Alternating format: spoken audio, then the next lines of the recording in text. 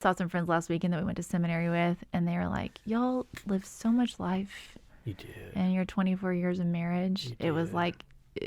like more life than most people ever get, even if Yeah. they're married for 50 or 70 years. And Yeah. I really do feel that way, that, I don't feel like I missed out on life, on adventures, or on my husband growing old with me. Yeah. Well, and for believers, the best is still yet to come. You know, I love the verse. I have a love-hate relationship with this verse, but I've grown to really love it. I think it's 2 Timothy 1, where Paul is inviting Timothy, come suffer with me in sharing the gospel. And that is not what the Christian world in America does today. And I want us to become that. The Christian world in America, come to us where it's comfortable. We'll give you lovely things. And Paul's marketing scheme was, come suffer with me. You're probably going to die. Yeah. You're going to get beat up like I have multiple times. But it's so wonderful. It's so rewarding. And, I think Eric said it right. I just want to serve him. And I think that came from a heart of love for God. He loved Jesus so much because he recognized how much God loved him, even when his body looked like an 80-year-old man. There was so much of a peace that he had.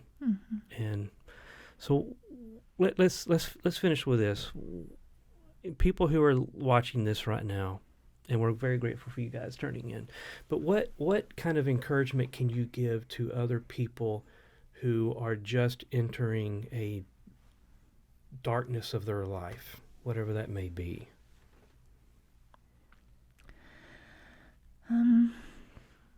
I've walked through lots of periods of darkness for various reasons. At one point, my husband and I did youth ministry for many years, and walking through things with other parents, I thought, oh, well, my kids will never do that, or I couldn't imagine going through that. And I said about a year ago, I think we've just about been through every scenario you can go through as a parent, or on the mission field. In ministry, where there's a lot of hurt and betrayal, and trusting is hard. And, I think there's always the temptation to become bitter in those relationships. I had some friends ask me the other night. They said, well, like, how are you not, like, are you mad that these things happened? And I said, well, I've been mad at things in the past, but if I'm really mad, what am I really mad at? Because ultimately I might be mad at the circumstance, or at the person who said or did this, or at the doctors who, made a mistake. But I really am saying I'm mad at God because he allowed that to happen. And if I trust him,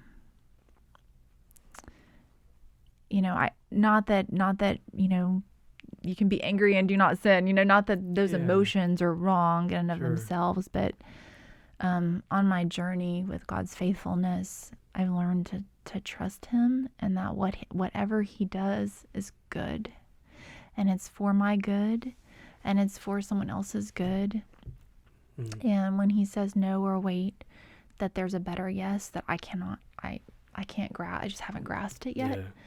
And so, to ask yourself, what am I really mad at?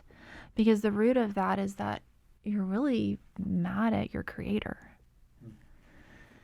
And It's a good point. You can't come to a place of peace until you reconcile with that. And, and I think the justice question goes along with that too. But if you look at Jesus, how can you be mad? Because he suffered all things for us.